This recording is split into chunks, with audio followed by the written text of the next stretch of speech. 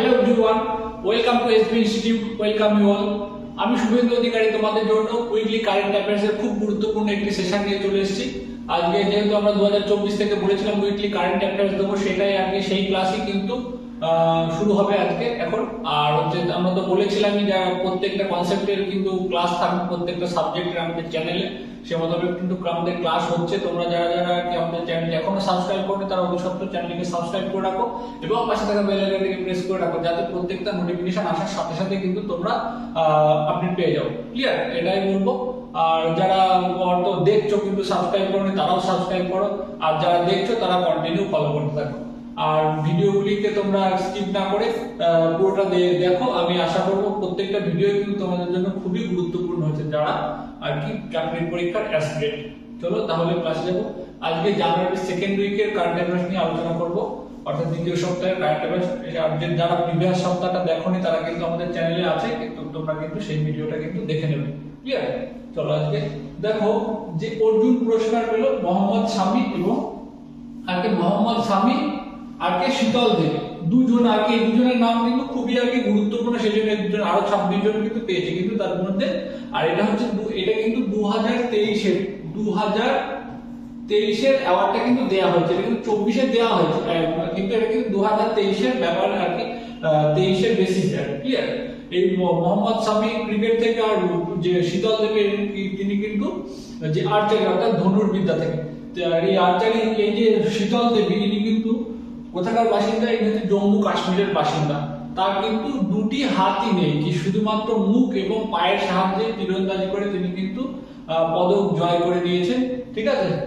তাহলে দেখো মানুষের কতটা আর কি মনের জেদ থাকলে এরকম ভাবে করা যায়। আমাদের হয়তো দুটো হাত থেকেও আমরা কিন্তু কোনো কিছু করতে পারি না, তার দুটো হাতই নেই।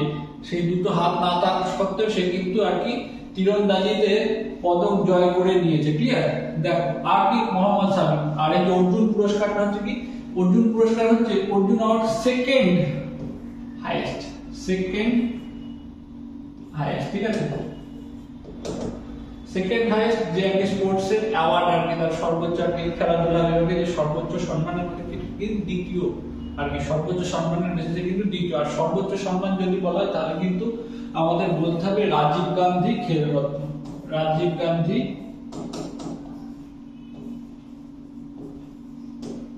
খেলরত্ন। ক্লিয়ার? এটা হচ্ছে সর্বোচ্চ সম্মান বা পুরস্কার। আর অর্জুন অ্যাওয়ার্ড হচ্ছে এটা হচ্ছে দ্বিতীয় সর্বোচ্চ পুরস্কার। ক্লিয়ার? বোঝা গেল? আর এই রাজীব গান্ধী খেলরত্ন পুরস্কার, যেটা কিন্তু এখন মেজর ধ্যানচাঁদ অ্যাওয়ার্ড নামে পরিচিত। ক্লিয়ার? আর এটুকুই বলবো। আর চলো পরবর্তী দেখবো। প্রত্যেকটা বিষয় কিন্তু খুব গুরুত্বপূর্ণ। আর এটা হচ্ছে যে অর্জুন অ্যাওয়ার্ড কিন্তু এস্টাবলিশ হয়েছিল 1961-তে। ক্লিয়ার? দেওয়া হয়। তারপরে ওয়েস্ট বেঙ্গলের জিআই ট্যাগ পাওয়ার, জিআই বিষয়টা বলছে West Bengal goat 5 GI tag, মানে পশ্চিমবঙ্গ আরো 5টি, অর্থাৎ পশ্চিমবঙ্গের যে জিআই ট্যাগের পালন তাতে আরো 5 মুকুট, তাতে আরো 5টি পালন যুক্ত হলো। অর্থাৎ পশ্চিমবঙ্গের কিন্তু জিআই ট্যাগ ছিল কতগুলি? 22টি। আরো কত 5টি যোগ হলো, তাহলে এখন কত হলো? টোটাল 27টি পশ্চিমবঙ্গের ঝুলিতে। তাহলে জিআই ট্যাগের সংখ্যা হলো 27। বুঝে গেল? এই জিআই ট্যাগটা কি? জিআই ট্যাগ হচ্ছে যে ভৌগোলিক নির্দেশিকা। ঠিক আছে? Geographical indication.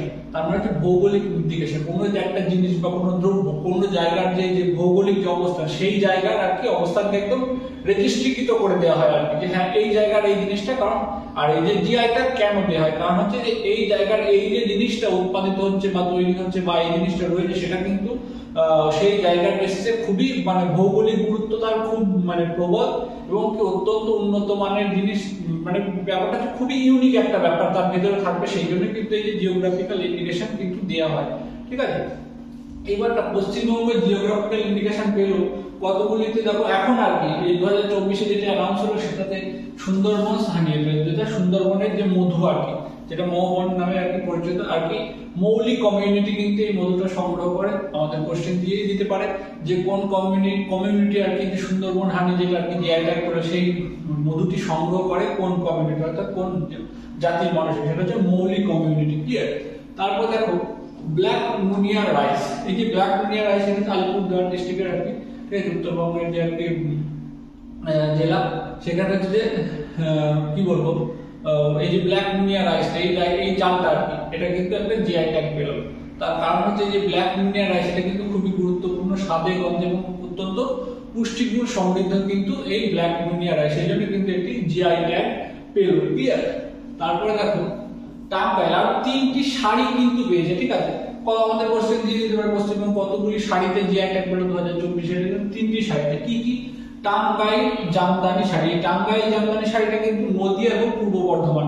ক্লিয়ার? নদিয়া এবং পূর্ব বর্ধমানের, এই কিন্তু বিশেষত নদিয়া এবং পূর্ব বর্ধমানের জন্য কিন্তু এই টাঙ্গাইল শাড়িটার কিন্তু জিওগ্রাফিক্যাল ইন্ডিকেশন দেওয়া হলো বা জিআই ট্যাগ দেওয়া হলো। আর দেখো কোরিয়াল, কোরিয়াল বা কোরিয়াল বিভিন্ন জায়গায় বিভিন্ন রকম থাকতে পারে।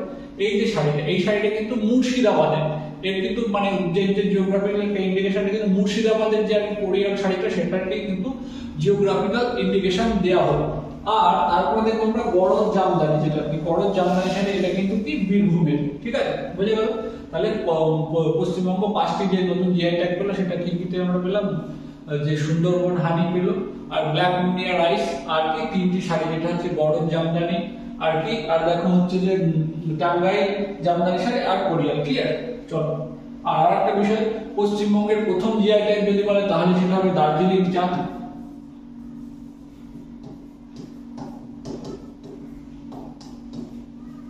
সেটা কত সালে? 2004 সালে। এটা কিন্তু also not only West Bengal, এটা also India, all over India. ঠিক আছে?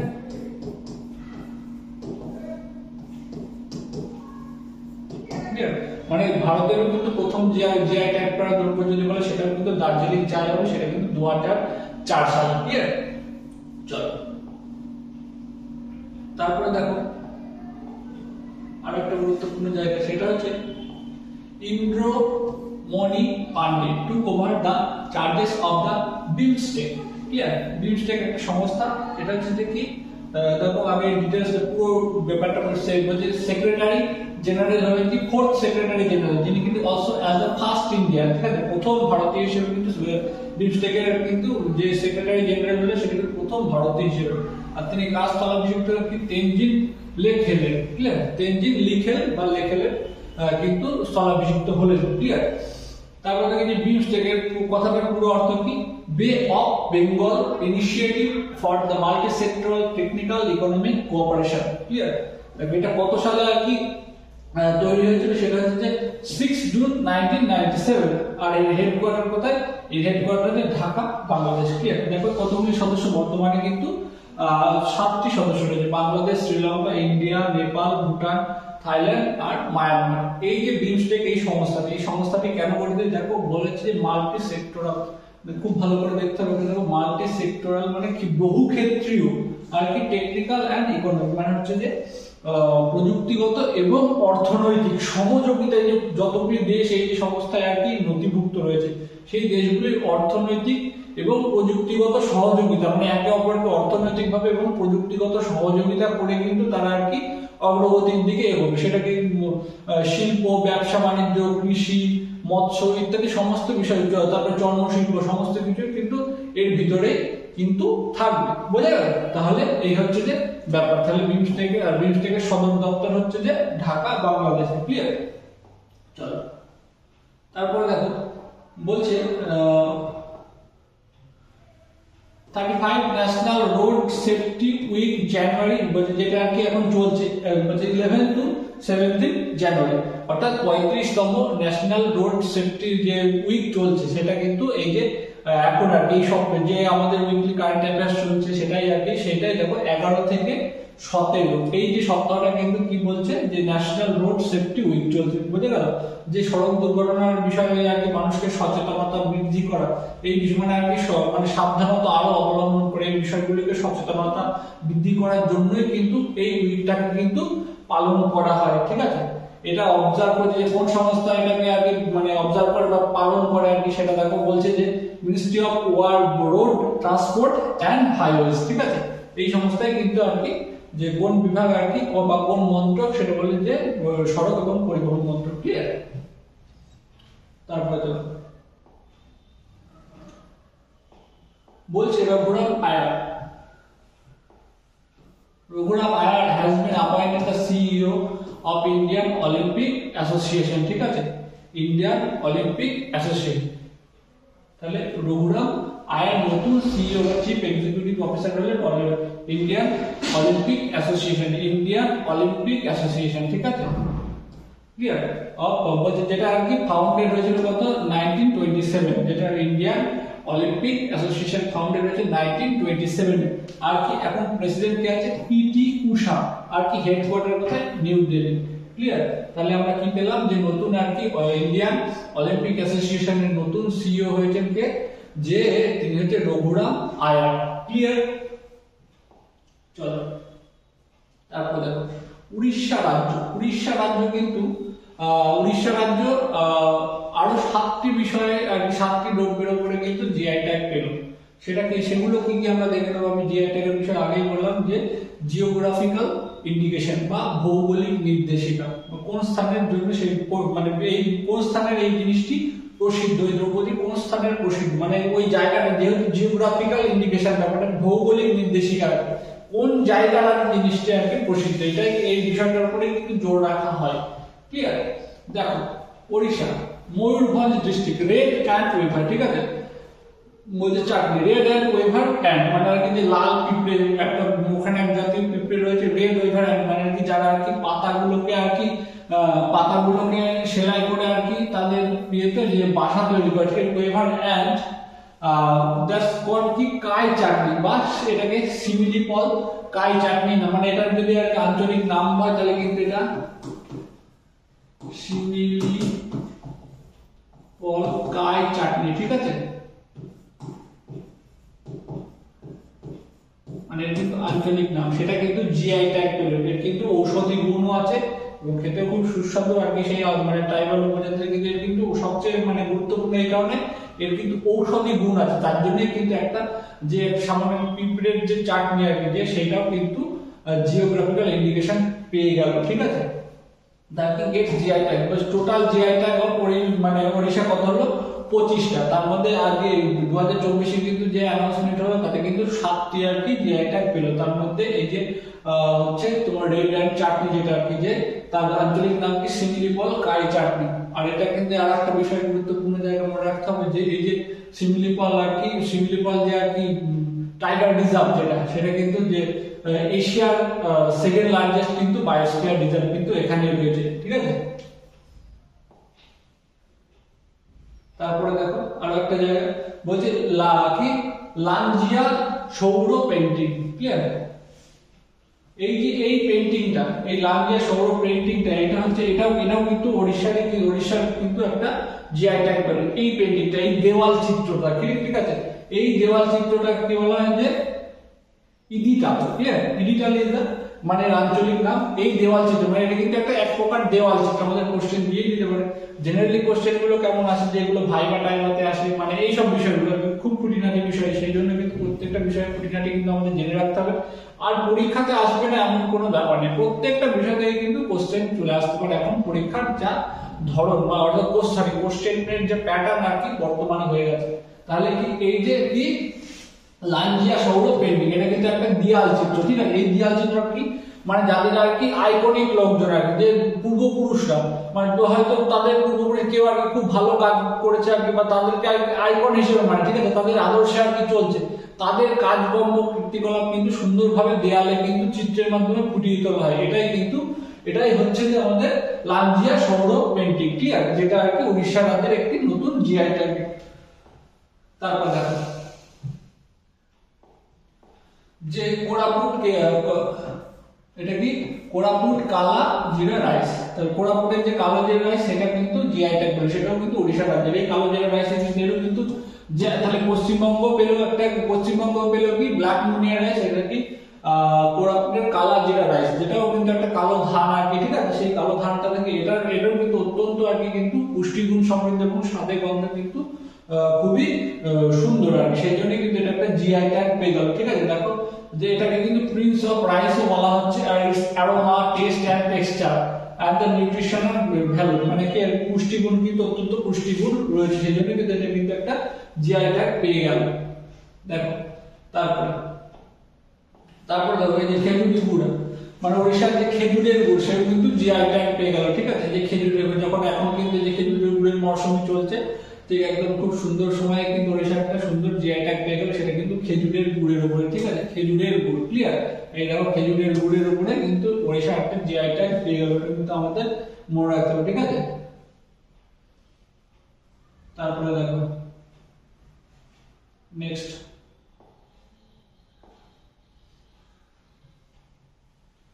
ঝেনকেনাল ম্যাগজাই। এটা কি Dhenkanal Magaji is a type of sweet, মানে এটা কিন্তু ওড়িশা রাজ্যের একটা জিআই ট্যাগ পেল, সেই ঝেনকেনাল ম্যাগজাই। এটা কিন্তু একটা মিষ্টি, মানে ওড়িশা রাজ্যের এক প্রকার মিষ্টি, যে একটা মিষ্টি জাতীয় দ্রব্য, যেটা আর কি জিআই ট্যাগ পেয়ে গেল, ঠিক আছে। এরকম কিন্তু একটা বিশেষত্ব থাকার কারণে কিন্তু এটা কিন্তু বলছে যে এটা কি যে বিশেষত্ব বলছে যে Dhenkanal Magaji is a type of sweet made from the cheese from the buffalo's milk, যেটা আর কি মহিষের দুধের আর কি যে আর কি চিজটা, সেই ছাড়া থেকে কিন্তু বিশেষত এই মিষ্টিটা তৈরি হয়, এই কিন্তু এই বিশেষত, ক্লিয়ার। তারপরে দেখো নায়াগ্রা কি কান্টাইমুন্ডি ব্রিঞ্জাল, যে কান্টাইমুন্ডি ব্রিঞ্জাল, ওটা কি কান্টাইমুন্ডি ব্রিঞ্জাল, যেটা কি, ঠিক আছে। এক কথায় যদি আমি বলি, মানে চলিত ভাষায় এটাকে অনেক কিছু বলতে পারে যে কাটা বেগুন, এক কথায় আমাদের এখানে হয়তো প্রত্যেকে এটা কাটা বেগুন বলেই চালিয়ে দিতে পারে, ঠিক আছে। সেই বিষয়, সেই কাটা বেগুন এই বিষয়টা কিন্তু সব জায়গাতে কিন্তু এই কাটা বেগুনের কিন্তু মানে অনেকটা মানে যে পোকামাকড় যে আর কি, সেই পোকামাকড় কিন্তু আক্রমণ করে এই বেগুনকে কিন্তু এত ক্ষতি করতে পারে না, অর্থাৎ পেস্টিসাইড যেটা আর কি, ঠিক আছে। সেই পেস্টিসাইড কিন্তু কম ব্যবহার করে কিন্তু এই বেগুনটি চাষ করা যায়, সেই জন্য কিন্তু এই যে কান্টাইমুন্ডি ব্রিঞ্জাল, এটা কিন্তু জিআই ট্যাগ পেয়ে গেল, কারণ এটা খুব কম মাত্রায় আর কি পেস্টিসাইড ব্যবহার করে কিন্তু চাষ করা যায়, ক্লিয়ার। তারপর দেখো কাপটা কান্ডা শাল, ঠিক আছে। কাপটা কান্ডা শাল যেটা, সেটাও কিন্তু ওড়িশার এক প্রকার শাল। সেই শালটা কিন্তু একটা উপজাতি কমিউনিটি কিন্তু এই শালটি তৈরি করে, খুব সুন্দরভাবে হাতে সেলাই করে তৈরি হয়। এর ভিতরে কিন্তু কি কি রকম ডিজাইন থাকে দেখো, যে লাল, সবুজ এবং হলুদ, এরকম সুন্দর সুন্দর হাতে মানে আর কি সেলাই করে কিন্তু এই ডিজাইনগুলো কিন্তু ফুটিয়ে তোলা হয়, যে একটা শীটের ওপরে, প্লেন যেটা শীট, তার উপরে কিন্তু হাতে সেলাই করে কিন্তু এই যে শালটা তৈরি করা হয়, সেজন্য কিন্তু এটা একটা জিআই ট্যাগ পেয়ে গেল আর কি। তারপরে দেখো এইবার ওয়ার্ল্ড আজ যে আর কি যে 6 জানুয়ারি কি ডে ছিল, 6 জানুয়ারি আমাদের গেল কি ওয়ার্ল্ড ওয়ার অর্ফানেজ ডে, ঠিক আছে। ওয়ার্ল্ড ওয়ার অর্ফানেজ ডে, ঠিক আছে। সেটা হচ্ছে যে ওয়ার্ল্ড ওয়ার মানে আর কি যে আর কি বিশ্ব আর কি যে আর কি যুদ্ধের ফলে যে আর কি শিশুরা অনাথ হয়ে যায়, ভালো করে বুঝতে হবে যে যুদ্ধের ফলে যে শিশুরা অনাথ হয়ে যায়, তাই সেই মানে তাদেরকে আর কি মানে তাদেরকে বিভিন্ন ভাবে আর কি সামাজিক স্রোতে ফিরিয়ে আনা, এটা কিন্তু এই যে ডেটা পালন করার কিন্তু একটা লক্ষ্য, তাদেরকে বিভিন্ন ভাবে সাহায্য সহযোগিতা করা এবং তাদেরকে বাঁচার সুযোগ করে দেওয়া, ঠিক আছে। তাদেরকে পদদলিত না করা, এই বিষয়গুলো কিন্তু মাথায় রেখে কিন্তু এই ডেটা পালন করা হয় 6 জানুয়ারি, ঠিক আছে। তারপরে দেখো bilateral Hajj agreement, ঠিক আছে, যেটা Hajj agreement was signed between the India and Saudi Arabia on January 7 to 8, ঠিক আছে। এই যে 7-8 তারিখের ভিতরে যে আর কি যে ভারত এবং সৌদি আরবের একটা দ্বিপাক্ষিক আন্তরাষ্ট্রীয় চুক্তি করলো, সেই চুক্তিটাই কি আর কি যে ভারতের তরফে যে 1,75,000 প্লাস সামথিং আর কি যে হজ যাত্রী, অর্থাৎ যে তীর্থযাত্রী যারা হজ করতে যায় সৌদি আরবে, তারা কিন্তু যেতে পারবে না, ঠিক আছে। এটাই হচ্ছে একটা এগ্রিমেন্ট করে নিল ভারত এবং সৌদি আরবে, ঠিক আছে। দেখো আর একটা বিষয় যে তোমরা আমরা যেরকম বলেছিলাম যে আর কি আমরা তো প্রত্যেকটা কনসেপ্টের ফ্রি ক্লাস তোমরা ইউটিউব আমাদের চ্যানেলে যে অফিসিয়াল ইউটিউব চ্যানেল রয়েছে এসবি ইনস্টিটিউটে, সেখানে কিন্তু আমরা দিতে থাকবো। এবং কিন্তু আমাদের এসবি ইনস্টিটিউটে কিন্তু দেখো 11ই জানুয়ারি থেকে কিন্তু যে নতুন ফাউন্ডেশন ব্যাচ চালু হয়ে গেছে অফলাইন। তোমরা যারা যারা ভর্তি হতে চাও এরকম প্রত্যেকটা বিষয়ের কনসেপ্ট খুব সুন্দরভাবে একদম মানে ক্লিয়ার করে নিয়ে কিন্তু তোমাদের পরীক্ষার প্রস্তুতি করতে চাইছো, তারা কিন্তু অবশ্যই এসবি ইনস্টিটিউটের অফলাইন ব্যাচ যে ফাউন্ডেশন ব্যাচ হয়েছে সেই ব্যাচে কিন্তু তোমরা ভর্তি হয়ে যেতে পারো। এই ব্যাচের যে আর কি ব্যাচের যেভাবে ক্লাস হচ্ছে, তোমরা সমস্ত পরীক্ষা যে আপকামিং যে পরীক্ষাগুলি রয়েছে আর WBCS 2024 থেকে শুরু করে, যেহেতু WBCS একটা একটা মাদার এক্সামিনেশন, মানে ডব্লিউবিসিএস সিলেবাস কভার করলে অলমোস্ট অনেকগুলি এক্সামকে কিন্তু কভার করা যাবে। এবার তোমার সামনে যেগুলো পরীক্ষা আছে সেই পরীক্ষার বেস করে কিন্তু তোমাকে পড়তে হবে। এইবারটা তোমার যদি বেসিকটাই না কমপ্লিট থাকে, তুমি যে পরীক্ষায় আসলে তোমাকে যত সুন্দর ব্যাচই দেওয়া হোক তুমি কিন্তু পড়তে পারবে না। সেই জন্য কিন্তু তোমার বেসিক কনসেপ্ট কিন্তু একদম ক্লিয়ার দরকার, তারপরে কিন্তু তোমার আর কি পলিশিং দরকার। ঠিক তেমনি আর কি এই যে ফাউন্ডেশন ব্যাচে কিন্তু তোমার একদম বেসিক থেকে অ্যাডভান্স লেভেল পর্যন্ত করানো হবে, আর বেসিক ক্লিয়ার করা হবে এবং অ্যাডভান্স বিষয়ে কিন্তু তোমাদেরকে করানো হবে। আর এই ব্যাচে পড়লে তোমাদের কি কি সুবিধা হবে, তোমরা যে স্টেট লেভেলের সমস্ত স্টেট এবং সেন্ট্রাল লেভেলের সমস্ত পরীক্ষায় কিন্তু অলমোস্ট কিন্তু কভার করতে পারবে। যদি তোমরা শুধু যে ব্যাচে পড়লেই হবে, আমি এই কথা বারবার বলছি, এই কথা আমি কোনোদিনও বলবো না, তোমাকে পড়তে হবে তবেই কিন্তু সম্ভব। আমরা তোমাদেরকে যত রকম ভাবে গাইড করা যায় তা কিন্তু আমরা তোমাদের করবো। প্রত্যেক স্যার ম্যামরা আছে খুব সুন্দরভাবে তোমাদেরকে একদম হাতে ধরে কিন্তু প্রত্যেকটা বিষয় কিন্তু করিয়ে দেবে। ক্লিয়ার? তো অবশ্যই বলবো যারা যারা আর কি নতুন ব্যাচে ভর্তি হতে চাও তারা অতি সত্ত্বর আমাদের এসবি ইনস্টিটিউটের যে নাম্বার 9083644276 এই নাম্বারে যোগাযোগ করতে পারো বা হোয়াটসঅ্যাপও করে দিতে পারো। ঠিক আছে, চলো। তারপরে দেখো বলছে 10th জানুয়ারি কি celebrate as the world Hindi day. ঠিক আছে, ওয়ার্ল্ড হিন্দি ডে কত 10ই জানুয়ারি কিন্তু ওয়ার্ল্ড হিন্দি ডে কিন্তু পালন করা হয়। আর এটা যদি বলা হয় যে ন্যাশনাল হিন্দি ডে, ন্যাশনাল বলা হয় তাহলে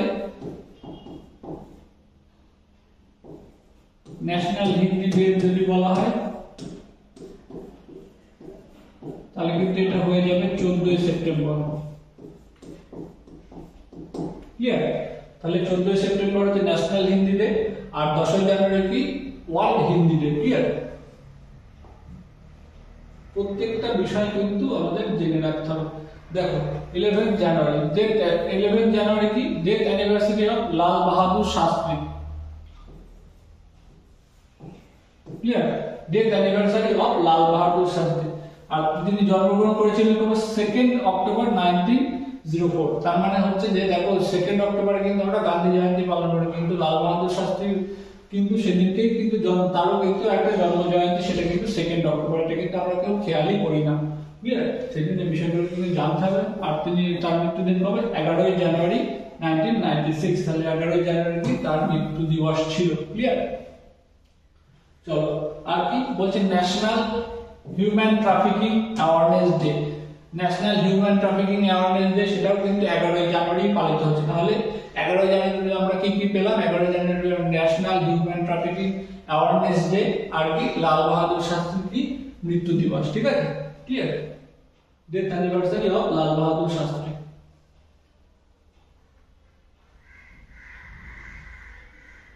চলো আজকে